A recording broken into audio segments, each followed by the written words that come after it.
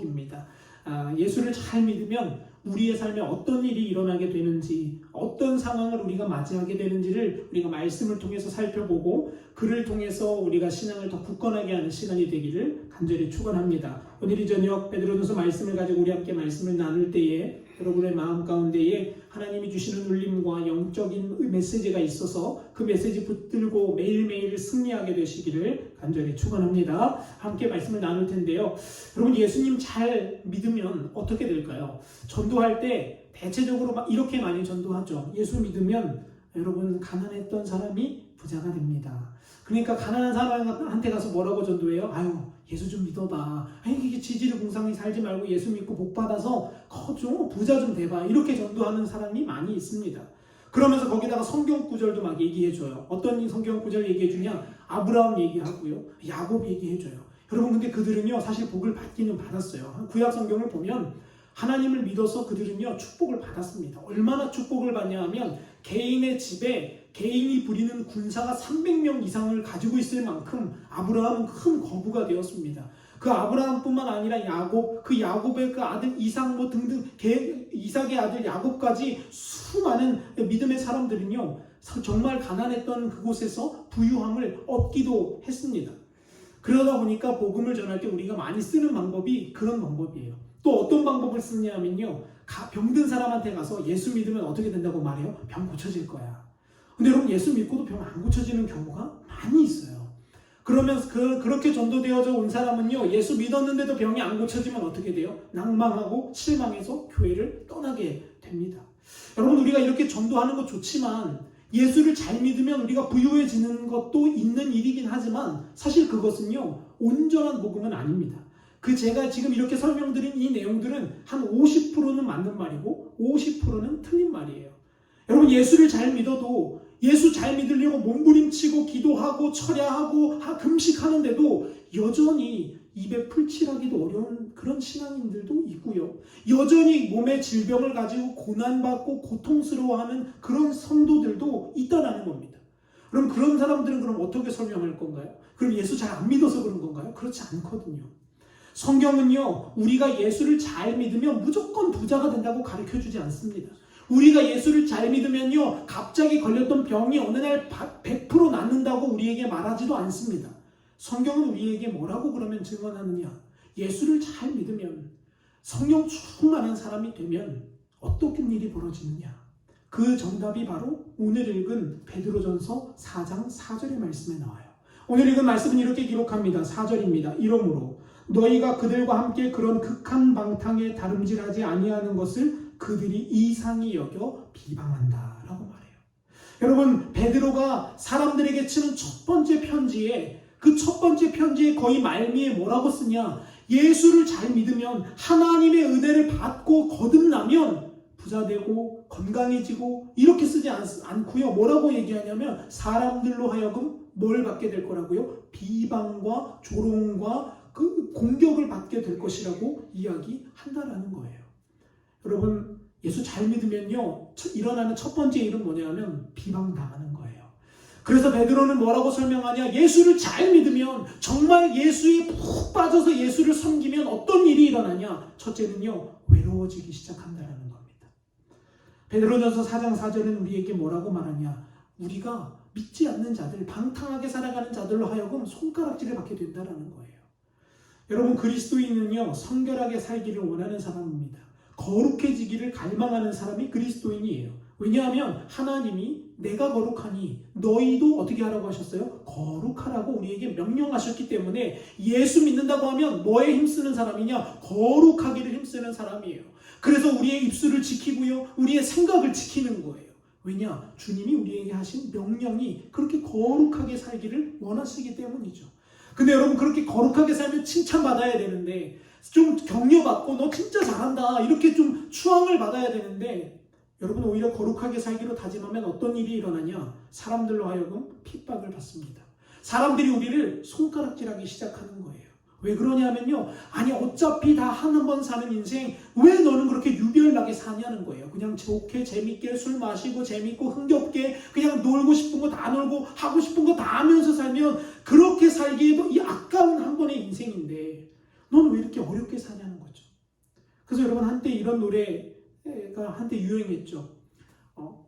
60살에 오라고 하니까 뭐 해서 못 가고요. 70살에 오라고 하니 뭐 해서 못 간대요. 그래서 100살까지 살았는데도 막 아까워서 못 간다는 그런 노래를 제가 들은 적이 있어요. 왜 그러냐면 즐기고 놀고 재밌고 방탕한 삶 가운데 사는 사람은 그런 목적을 갖고 살기 때문에 그래요. 여러분, 그래서 예수 잘 믿는 사람이 직장 생활하면요, 대부분 부딪히는 문제가 뭐냐면 회식하는 문제에 부딪힙니다. 예수 잘 믿으면요, 성경에는 술 먹지 말라는 얘기는 없어요, 사실. 그런데 성경은 뭐라고 말하냐? 술 취하지 말라. 술 취하는 것은 방탕한 것이니 뭐로 충만을 받으라고요? 성령으로 충만을 받으라고 말해요. 그러니까 예수를 잘 믿으려고 하는 사람은요, 어떻게 하냐? 회식 자리에 가면 곤란에 빠집니다. 술을 주면서 상사가 이렇게 해라. 여러분, 젊은이들이 그 압박을 견디기가 굉장히 쉽지 않아요. 그래서 요즘 젊은이들이요, 예수 믿는다고 말하는데 또 직장 가면요, 예수 믿는 티를 안 낸대요. 왜냐? 예수 믿는 티 내면 예수 꼴통, 예수쟁이 하면서 직장에서 왕따를 당한다는 거예요. 여러분, 성경은 근데 우리에게 뭐라고 말하냐? 그 왕따를 당함으로 인해 너희가 외로워지느냐? 그것이 지극히 정상이다 라고 성경은 우리에게 말한다는 거예요. 여러분, 목회자들 사이에서도 똑같아요. 제가 목사지만요, 목사님들 모임에 가면요, 맨날 성경 이야기만 하고 맨날 거룩한 이야기만 할 것 같죠? 그렇지 않아요. 세상 이야기도 하고요, 교회 이야기도 하고요, 심지어는요, 누구 목사님, 누구 이렇게 막 뒷얘기도 해요. 근데 여러분, 거기서 아니 목사님 그러지 마세요. 아니 목사님이 돼가지고 거룩하게 얘기해야죠. 이렇게 바른 얘기하면요, 여러분 그때부터 어떻게 돼요? 찍히는 거예요. 그때부터 그 목사는요, 다시는 그 모임에 부르지 않아요. 여러분, 이게 우리가 사는 세상의 모습 아닙니까? 바른 얘기, 거룩하게 살자, 하나님의 뜻대로 살자라고 말하면 우리의 인생은 외로워지게 되어져 있다는 겁니다. 그리스도의 용사, 십자가의 삶, 제자는요, 세상 사람들로 하여금 당하는 외로움을 철저히 겪어내야 한다는 겁니다. 여러분, 외롭습니까? 여러분, 나 홀로 믿음 가운데 뚝 떨어져 있는 것 같습니까? 여러분, 그게 믿는 사람의 정상적인 길이라는 거예요. 주님이 우리를 그 길로 인도하신다는 거예요. 왜 그러냐? 그래야 우리가 주님을 붙잡기 때문에 그래요. 베드로도 그것을 이야기하는 겁니다. 이 영적인 사람은요, 외로워질 수밖에 없는 겁니다. 아니, 외로워져야 한다는 거고요. 그 외로움을 극복해낼 때 우리의 신앙이 한 단계 더 성장할 수 있다는 거죠. 여러분, 마태복음 10장 34절에서 36절을 보면요, 이런 말씀이 나와요. 주님께서 우리에게 오셨을 때에는 화평을 주러 오신 게 아니라 검을 주러 오셨다고요. 그래서 서로 집안 식구끼리 싸우게 되고요, 집안 식구가 원수가 된다는 말이 나와요. 여러분, 이 말씀 오해해서 들으면 어떻게 들을 수 있냐? 예수 믿으면 쌈딱이 돼서 집안 사람들이랑 치고받고 싸워라, 이렇게 들릴 수가 있어요. 예수님이 그걸 원하신다? 아니요. 그 성경의 깊이 있는 의미는 그게 아니라 우리가 진짜로 예수를 믿게 되면 가정 내에서도 뭐 한다라는 거예요? 신앙의 가치관으로 부딪히게 된다는 거예요. 신앙의 그 가치로 인해서 가정에서 나와 가장 가까이 지낸다라고 말하는 부부도 자녀들도 이 신앙의 문제로 부딪히게 되는 일이 생긴다라는 겁니다. 그러면 어떤 일이 발생하죠? 따돌림을 당하게 되고요, 외로워지기 시작하는 거예요. 그러나 여러분, 그런 일이 온다고 두려워하거나 염려하지 마세요. 왜냐하면 주님이 미리 이미 말씀하셨기 때문에 그래요. 그것이 진짜 주님의 의도라는 거예요. 그래서 우리의 영이 외로워졌을 때 우리가 누구를 바라보게 되냐? 하늘을 바라보게 되는 거고요. 우리의 영이 괴로워졌을 때 우리가 어떻게 합니까? 엎드려지게 되는 거예요. 여러분, 야곱을 보세요. 야곱 아버지 집에서 편안하게 살 수 있었습니다. 거짓말 안 쳤으면요, 아버지 유산 나눠받아서 그냥 잘 먹고 잘 살 수 있었어요. 그런데 어머니 리브가의 이야기를 듣고 야곱은 열정적인 그 거룩한 욕심을 가지고 이 에서를 제치고 자기가 축복 기도를 받죠. 그리고 쫓겨나서 홀로 그 베델, 그 예수 하나님의 얼굴을 만났던 그 자리에 가서 돌베개를 베고 잠이 듭니다. 여러분, 잠이 왔겠습니까? 저는 잠 안 올 것 같아요. 그 허허벌판에 아무도 없는 곳에 나 홀로, 그것도 젊은 나이에 나를 보호해 줄 수 있는 것 하나 없이 돌베개를 메고 자는 그 야곱의 심정이 어땠을까요? 외로움과 두려움과 고통 가운데 있었을 겁니다. 여러분, 그런데 그때 어디의 문이 열려요? 하늘의 문이 열리는 거예요. 우리가 외로움 속에 있을 때, 괴로움 속에 있을 때 어디가 열리냐? 하늘의 문이 열린다는 거예요. 사랑하는 성도 여러분, 그러므로 예수를 잘 믿으면 우리는 외로워질 수밖에 없는 거예요. 그리고 외로워졌다고 해서 두려워할 필요가 없는 거예요. 왜냐? 그때 어디의 문이 열리는 시간이냐? 하늘의 문이 열리는 시간이고요. 영의 문이 열리는 시간이고요. 하나님을 보는 눈이 열리는 시간이 될 줄 믿습니다. 그러므로 사랑하는 여러분 가운데 예수 잘 믿어서 여러분 세상 사람들로 받는 손가락질을 기쁨으로 받게 되는 역사가 있기를 축원합니다. 여러분, 그런데 요즘 성도들은요, 세상 사람들이 손가락질 하기는커녕 오히려 세상 사람들이 우리에게 묻습니다. 야, 너 예수 믿는다는데 술 먹어도 되냐? 야, 너 예수 믿는다는데 그렇게 살아도 되냐? 그러면 오히려 성도들이 뭐라고 말하냐? 야, 나만 그러냐? 우리 교회 가니까 장로님, 권사님, 집사님들도 다 그러더라. 야, 여러분, 이제 이런 시대가 됐어요. 주님은 우리에게 외로워지라고 말씀하셨는데 우리는 외로워질까 봐 두려워서 그들과 함께 희석되는, 그들과 똑같이 살아가는 그 부족한 모습 가운데 살아가고 있다는 거죠.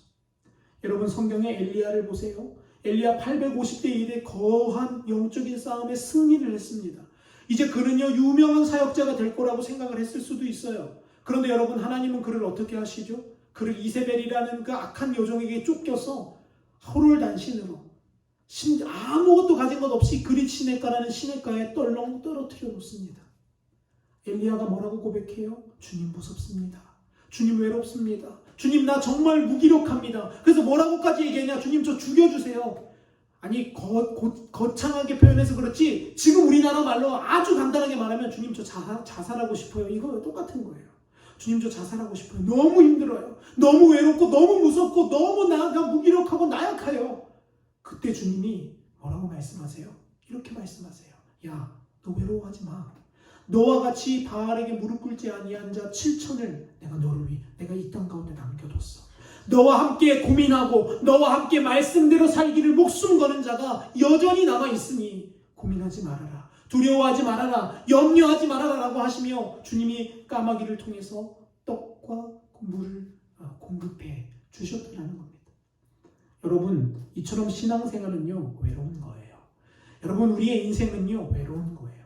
저는 그것을요, 20대 후반에 조금 알겠더라고요. 에이, 목사님 20대 후반에 그걸 알아요? 아니요, 제가 누가 없어서 그걸 깨닫는 게 아니라 제가 누구와 함께 있어도, 밥을 함께 먹고 있는데도요, 이상하게 마음이 외로운 거예요. 누군가와 함께 재밌게 볼링을 치고 있는데도 제 영이 허전한 거예요.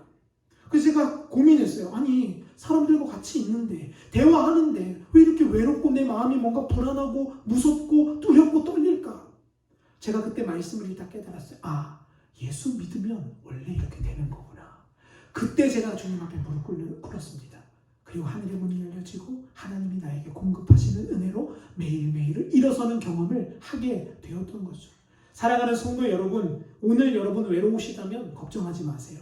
주님도 외로우셨습니다. 주님도 기도하러 갈 때 여럿 우르르 몰고 가지 않으시고요. 홀로 외로이 그 기도의 자리에 서셨고요. 주님과의 교제 가운데 홀로 외로이 그곳에 서 있었던 분이 바로 예수 그리스도세요. 여러분이 이 예수 그리스도의 모습을 닮아가기를 축원합니다. 그래서 그게 바로 신앙생활의 묘미예요. 그래서 여러분, 때로는요, 하나님이 우리가 외롭지 않으면, 우리가 너무 이 세상 거에 취해서 재밌어하면 주님이 우리에게 어떻게 하시냐? 우리를 외롭게 만드시는 거예요. 우리에게 고난을 통해서, 때로는 우리에게 어떤 사인을 통해서 우리를 홀로 두시는 일이 있다라는 거죠. 근데 여러분, 주님 앞에 투정 부리지 마세요. 그게 주님의 사랑이거든요. 그게 주님의 은혜거든요. 왜냐? 안 그러면 여전히 우리는 바깥으로 나돌고 여기저기 떠돌고 그럴 인생인데, 주님 우리를 외롭게 하셔서, 우리를 고난 가운데 빠뜨리셔서 우리를 사랑으로 불러주신다는 거예요. 여러분, 그래서 부유하고 돈 많고 잘 먹고 잘 사는 거에 목적을 두는 게 아니라 우리 주님 잘 믿어서 영적으로 외로울지라도 그 외로움의 길에서 승리하게 되는 저와 여러분이 되시기를 간절히 축복합니다. 두 번째는요, 예수 잘 믿으면 나타나는 두 번째 반응은 뭐냐면 공격을 당한다는 거예요. 비방을 받는다는 겁니다. 여러분, 어떤 목사님이요, 기독교 집안 4대째에서 자란 목사님이 어릴 적부터 이제 했던 놀이에 대한 간증을 제가 들은 적이 있습니다. 여러분, 요즘이야 뭐 핸드폰, 게임 뭐 할 수 있는 게 많이 있어서 아이들이 소꿉놀이를 잘 안 하죠. 요즘은 꼬마 아이들도 다 스마트폰 들고 놀잖아요. 근데 여러분, 저 때만 해도 그런 게 별로 그렇게 없어서 저도 친구들이랑 막 모여서 같이 술래잡기 하고 이러고 놀았어요, 어릴 시절에. 근데 이 목사님도 그런 시절을 보냈다는 거예요. 근데 교회에서 살다 보니까 4대째 기독교 집안이다 보니까 이분은 뭐 의사, 간호사 놀이, 뭐 엄마, 아빠 놀이를 하는 게 아니라 무슨 놀이를 했냐? 목사랑 성도 놀이를 합니다. 동생은 4살이고요. 오빠인 자기는 7살이에요. 그러니까 자기가 목사하고 동생은 성도를 시키는 겁니다. 그리고 이렇게 주문하는 거예요. 야, 기도할 때는 손을 흔들고 몸을 들고 소리를 지르고 통성으로 기도하는 거야. 알겠지? 자, 오빠가 시키면 이제 네가 하는 거다 하고 동생을 시키고 동생이 그걸 하는 거예요. 손을 흔들고 뭐 소리를 지르고 통성 기도를 합니다. 그럼 이 목사님은요, 부흥사 흉내를 내는 거예요. 은혜가 담겨질지어다. 목소리를 걸걸하게 하고 성령의 불이 임할지어다. 이렇게 막 하는 거예요. 그럼 동생이 그 기도를 받고 막 쓰러지고 막 기도를 하는 거예요. 그렇게 소꿉놀이를 하면서 자랐답니다. 어느 날은요, 동생과 소꿉놀이를 하는데 동생이 아픈 척의 연기를 하더래요. 그래서 목사님이 가서 이렇게 물었답니다. 7살짜리 꼬마아이가. 성도님, 어디가 아프세요? 그랬더니 꼬마아이가 뭐라고 하냐? 동생이 눈이 안 보여요. 그러더래요. 그래서 얘 어디서 본 건 있어가지고요, 또 흙을 탁 한 금 쥐어서 물에다 턱 해가지고 동생 눈에 탁 바르면서 이렇게 이야기합니다. 눈이 띄어질지어다. 그러니까 동생은 어떻게 해요? 아멘 하고서 눈이 띄는 것을 같이 노는 거예요. 그렇게 교회에서 자라고 기도원 집, 교회 기도원 집 이렇게 자라서 목사님이 나중에 하는 간증이 뭐냐면 그게 자기에게 은혜였다라는 거예요.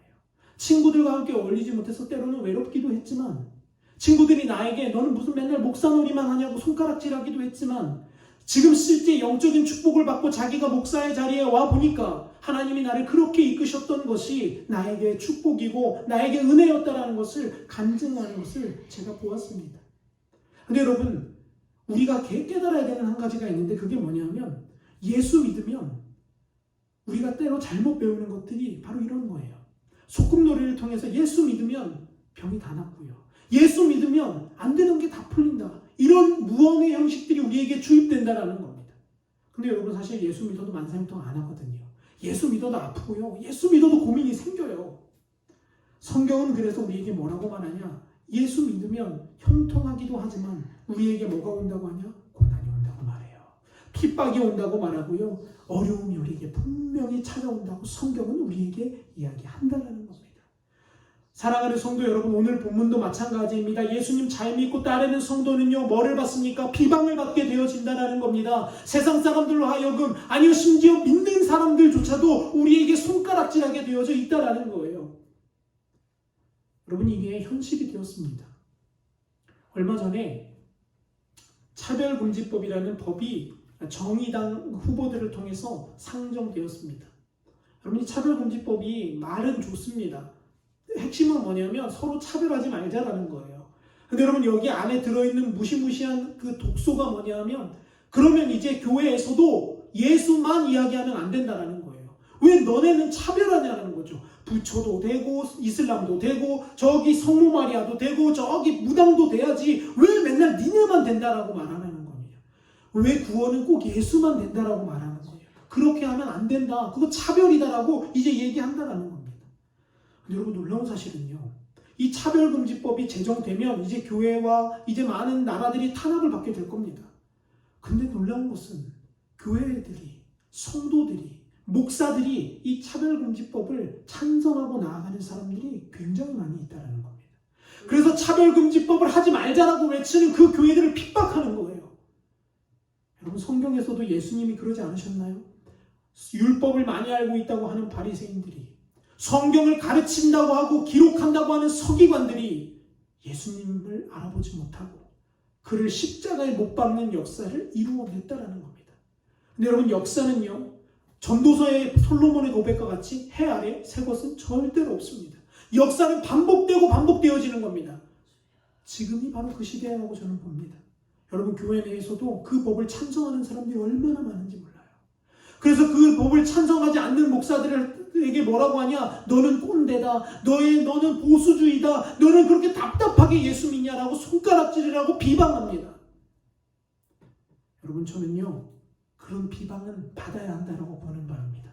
그런 비방이 우리에게 온다면, 야, 뭐 이 가숫교회는 뭐 자기네들끼리만 모여서 예수만 된대, 예수가 길이래라고만 외친대라고 핍박받는다면, 여러분, 그게 정답 아닙니까? 그게 진리 아닙니까? 저는 그렇게 봅니다. 그게 맞다라고 저는 이야기할 거예요. 그런데 여러분, 이건 당연하다라는 거예요. 성경이 그렇게 말한다라는 겁니다. 사랑하는 성도 여러분, 예수님의 제자로 살기를 원하십니까? 예수님을 정말 잘 믿는 성도가 되기를 원하신다면 우리는 결단을 해야 합니다. 우리는 각오를 해야 합니다.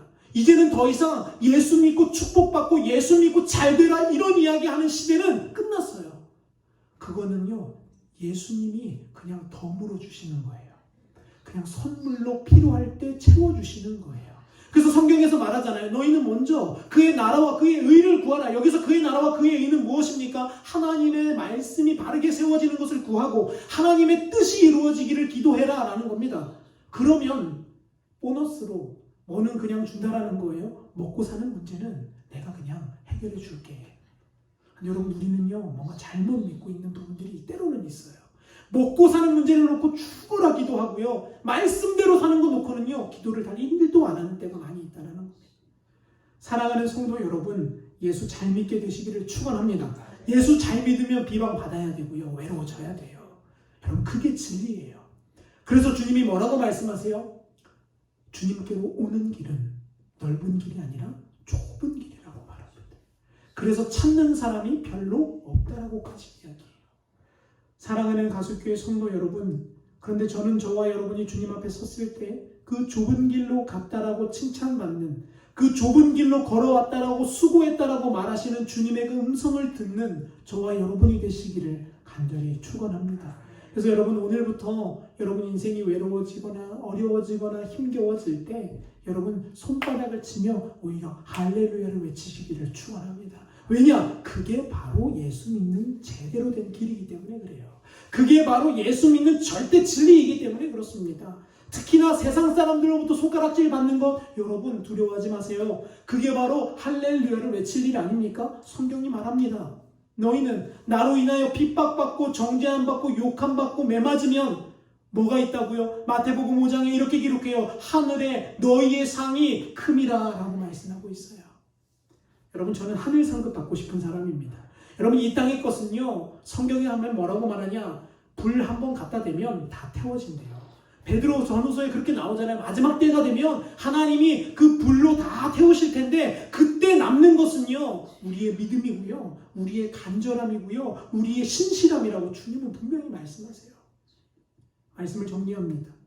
수해로 인해서 뭐 다 떠내려가고 파괴당하죠. 여러분, 불도 필요 없어요. 물만 조금 하늘에서 떨어지니까요, 우리 인생 어떻게 돼요? 박살나요. 저는 이 일을 보면서 참 때로는 지금 정선이 안전해서 감사하다 이런 것도 있지만 또 한편으로 무슨 감사가 드냐? 이런 감사가 들어요. 하나님, 우리가 연약해서 감사합니다. 하나님, 우리가 이렇게 부족합니다. 비 단 3일만 내리니까 아무것도 할 수 있는 게 없어요. 차도 떠내려가고요, 집도 잠기고요, 뭐 자기가 얻었던 모든 재산 다 떠내려가는 거예요. 사랑하는 성도 여러분, 우리가 이런 인생 살고 있지 않습니까? 우리가 붙들어야 할 것이 이 땅의 것이 아님을 저와 여러분이 깨닫게 되시기를 축원합니다.